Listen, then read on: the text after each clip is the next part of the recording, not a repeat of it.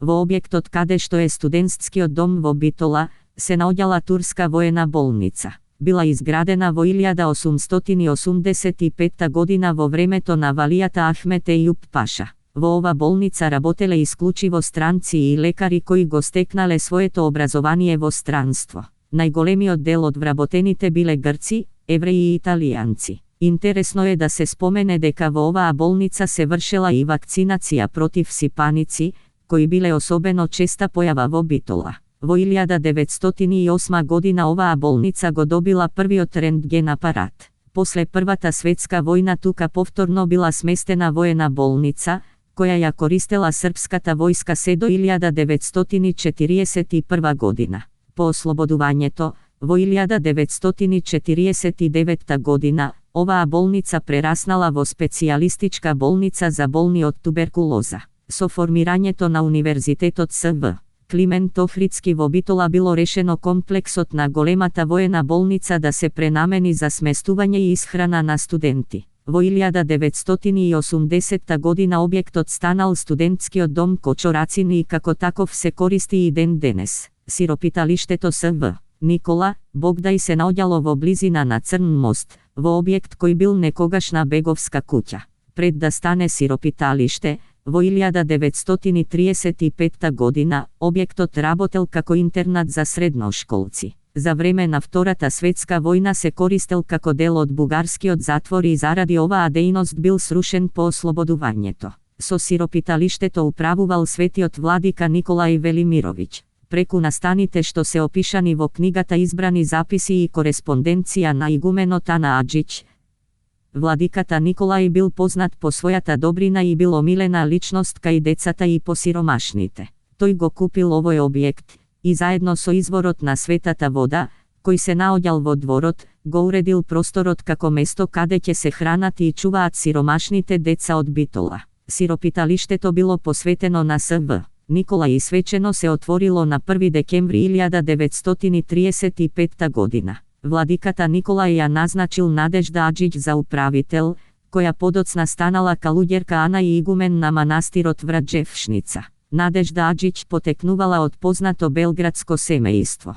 Таа била побожна, многу образована девојка која се занимавала со хуманитарна работа во добротворното друштво Мајка на Евроноси и во домот за сирачиња во близина на црквата Пресвета Богородица во Белград. Во тој детски дом, се наведува во книгата, Надежда ја посети преосвештениот епископ Охридски и Битолски, Николај Велимировиќ, кој ја оцени нејзината способност и пожртвуваност и ја замоли да оди во Битола и да ја продолжи својата Божја задоволна работа. Сестра Нада пристигнала во Битола на почетокот на декември 1935 година, каде подготвувала храна за сиромашните деца во сиропиталиштето. Децата во сиропиталиштето имале своја песничка, химната Богдај, која им ја пеел владиката Николај. Во песната живописно се раскажува каков бил животот во детскиот згрижувачки дом. Во сиропиталиштето, освен сестрата Надежда, работеле и други сестри, меѓу кои и 3 монахињи кои се грижеле за децата.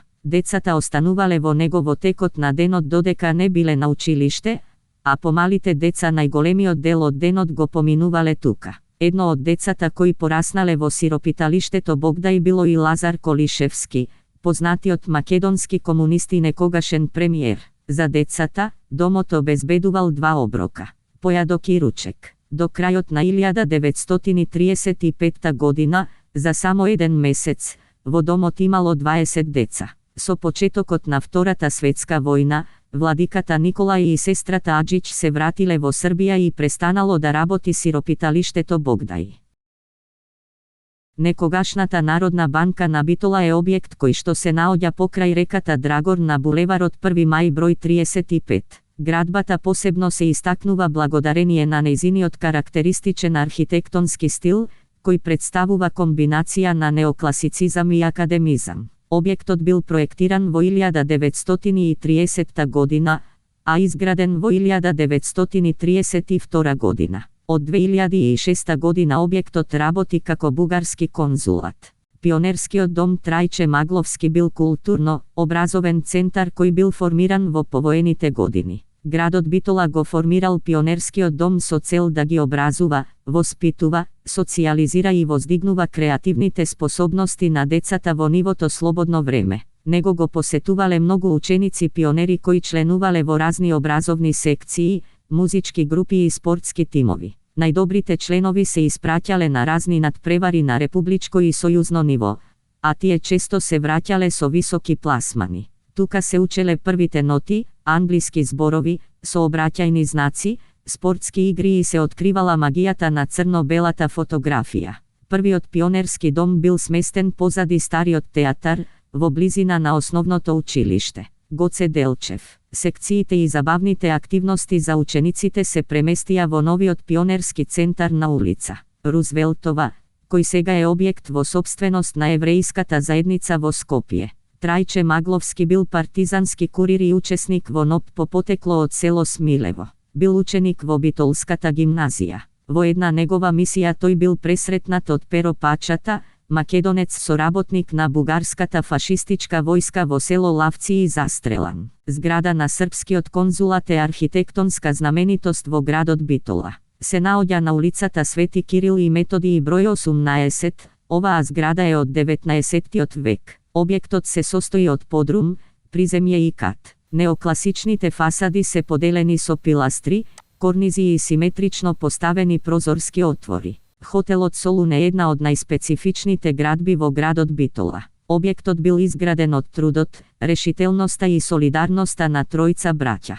Всушност, градбата може да се опише како олицетворение на поговорката: сложни браќа, куќа градат. Хотелот се наоѓа на улица Рузвелтова број 17, на север од објектите на поштата и Стопанска банка ад Битола. Браќата Сотир, Ристо и Стефан Спанакови, заедно со своите две сестри, уште од мали останале сираци. Нивниот татко Тале бил меанџија. Заедно со својот Шура Вангел имале кафеана Јан. Меѓутоа Тале многу млад загинал. Неговата сопруга Анастасија ги продала кафеаната Јанот, и со парите што ги добила успеала сама да ги одгледа своите 5 деца. Сотир, Ристо и Стефан биле многу итри. Додека биле се уште мали, тие се договориле дека ќе собираат пари заедно. По неколку години, кога станале млади момчиња, со парите што ги собирале купиле плац со штала за крави. По некое време кравите ги продале и, по стапките на татка си, изнајмиле кафеана. Од парите што ги спечалиле со кафаната, пак, купиле нов плац и тогаш браќата се одлучиле меанџилакот да го претворат во хотелиерство. Во 1920 година тројцата браќа почнале да го градат хотелот Солун. Дури и самите учествувале во неговата изградба.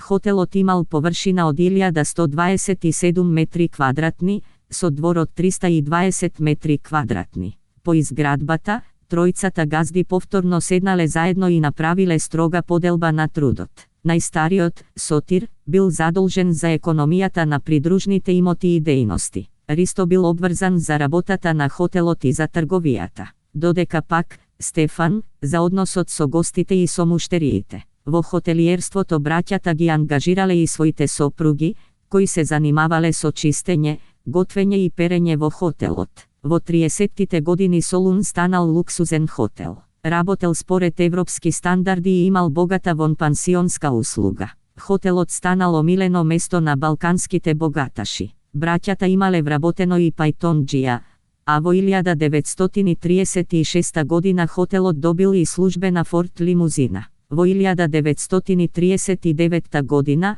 во хотелот преспал и кралот на Албанија, Ахмед Зогу, кој бил истеран од својата земја од страна на италијанската окупаторска војска.